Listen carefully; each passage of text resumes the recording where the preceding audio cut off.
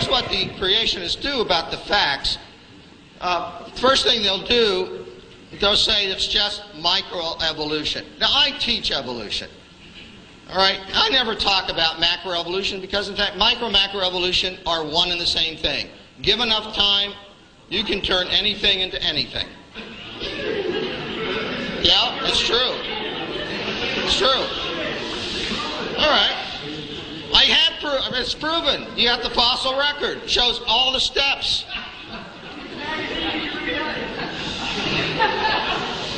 All right, so typically what the creationists do, they'll deny the existence of tens of thousands of transitional fossils. Go to a museum, look at the fossils yourself. They're there. First of all, fossils don't prove evolution. Okay? The fossil record is consistent with a story, a historical pattern. It's proven. You have the fossil record. It shows all the steps. Fossils don't prove evolution. And that's exactly what paleontologists work at. The fact that it's losing its legs and turning into a whale is not really, that's still an example for evolution. Yeah. Okay, go ahead. You can't go backwards. You can't go backwards? You can't go backwards because there's no backwards. There's go backwards for evolution. Right. Okay. There's no forward. There's no forward, there's no backward. Just everything stays the same. It's change. You're a creationist, man. Everything stays the same. But now, if you find many fossils in the dirt, the fact that you find millions of fossils in the dirt, That's proof of a flood. Now that's millions. That's millions.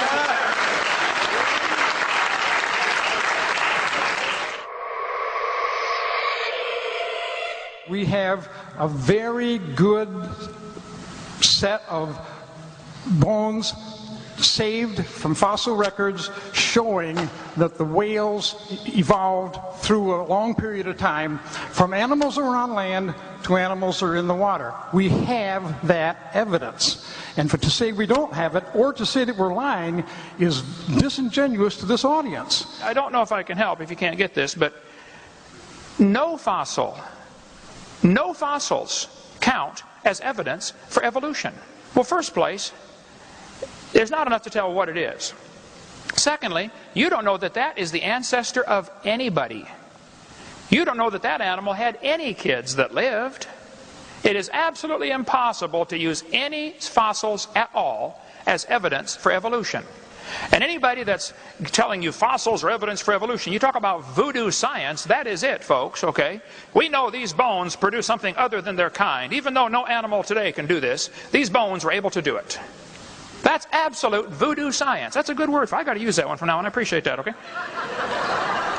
And if those bones don't have dates on them, they don't come with a little tag saying this one evolved into this one. All you do is put your preconceived evolutionary imagination idea on top of these fossils that are found. Fossils don't mean anything as far as evolution is concerned. We don't need them. We got all the evidence we need to prove evolution without fossils. Forget fossils. They just aren't important. What's important is DNA. We have a very good set of bones saved from fossil records showing that the whales evolved through a long period of time from animals that were on land to animals that are in the water. Fossils don't mean anything as far as evolution is concerned. We don't need them. And to say that we're lying is disingenuous to this audience. And evolution, regardless of what Dr. Hovind says, is very much a part of that tradition. We are constantly revising. Tradition? You don't have to trust tradition. I mean, come on, there's different traditions all over the world. But we can trust science because science should be the same all over the world. You start from very simple life, and eventually you get everything that we have around us, from elephants to alligators to chimpanzees and everything in between. According to Chen, the fossils he's discovered turned Darwin's Tree of Life upside down. Darwin's tree, reverse concept, very unexpectedly, our research convincing major phyla starting down below at beginning of Cambrian.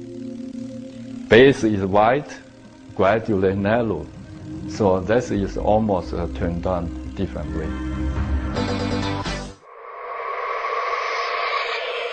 Hi, Dr. Hogan. Hi, I forgot your name now. What is it? My name is Michelle Markstein, and I'm a postdoctoral fellow here in the Integrative Biology Department. I have a PhD in genetics. Here's an interesting fact.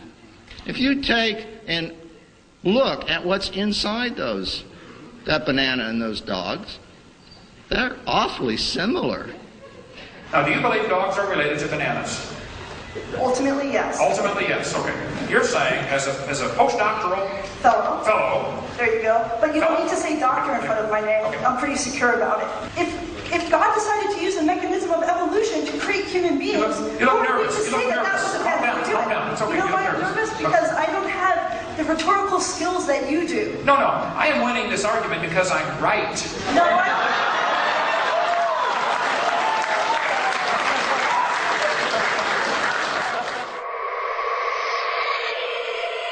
Does that prove common ancestor, or could that prove common designer? That's where you're wrong. I think it does not prove conclusively. It supports the view of common ancestry. Why doesn't it support the view of common designer? Well, why would it support the view of a common designer? Well, why do all motorcycles made by Suzuki, Honda, and everybody else have 2 wheels, and all cars have 4 wheels? It's a common design. Machinery is a horrible example. This has nothing to do with living things. Explain to me what this has to do with a common designer, because I really don't get it. I'm sure you don't get it, but I'm going to try to help you. The similarity between a Honda Prelude and a Honda Accord are pretty striking. Yes, they're from the same maker, Honda. You got the point. You got the point. I believe he created certain things, but do you believe it's possible that you believe it's possible that humans and apes have similarities because they simply have a common designer? Is that a possibility? That they're not even related, they're just the same guy designed them all? That can be a possibility, yes. What evolution do we have? What can we see? What examples do we have of evolution, regardless of the conditions, fast or slow? Please name your best one. Well, we talk to the fossil record, right? We talk to the obvious existence of extinct and ancient life forms that have all the appearance, unless you believe a very complicated conspiracy theory, they have all the appearance of being millions of years old, right? So the fossil record, the more we fill it in, the more complete it becomes and the more powerful it becomes as evidence for evolution. Fossils don't prove evolution. Fossils don't mean anything as far as evolution is concerned. We don't need them. If people have lower back pain, that would not be proof of an ape-like ancestor, and that would be the opposite of evolution. No, it would not be the opposite of evolution. Yes, it is. I would love to explain why it's not. Okay, where's an example of where we're gaining something new? We're gaining the ability to walk on 2 legs and thus have 2 appendages free to hold things. Who taught you that? And why did you believe it? I didn't teach you that. Now, Come here more often. I gotta come here more often. That's just what I need. Okay. I'll come here as often as you can find somebody to debate me, brother. You can call me. I'll come. You all know that evolution argues that we share a common ancestor with the great apes, the chimpanzee, the gorilla, and the orangutan. Well, if that's true, there should be genetic similarities, and in fact there are. So we have 46, they all have 48. That's very interesting. I would say I believe in a designer, but you know what? I don't believe in a deceptive one. I don't believe in one who would do this to try to fool us. And therefore, I think this is authentic, and it tells us something about our ancestry. Number of chromosomes is an interesting study. It is indeed true that chimps have 48, humans have 46. Tobacco also has 48.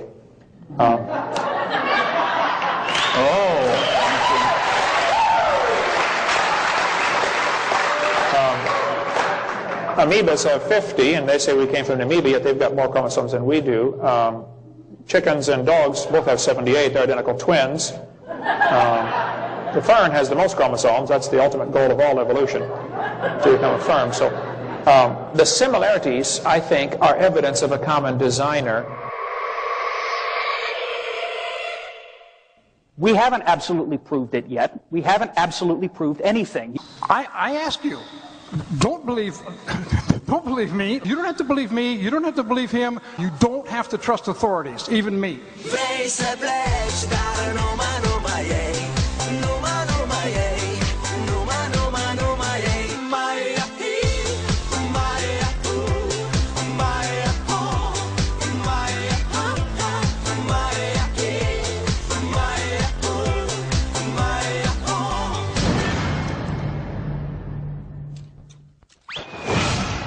would encourage you students to open your mind just a little bit and think about, possibly, it could be, just like when people were taught the earth was flat, and later they found out, oops, that's wrong.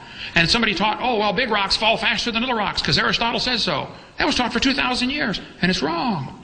And some of you are being taught in this university that you evolved from a rock 4.6 billion years ago. Well, it's wrong. You were designed by an all-wise, super-intelligent creator who loves you and would like to forgive your sin and take you to heaven, but if you want to go to hell, that's your business, okay?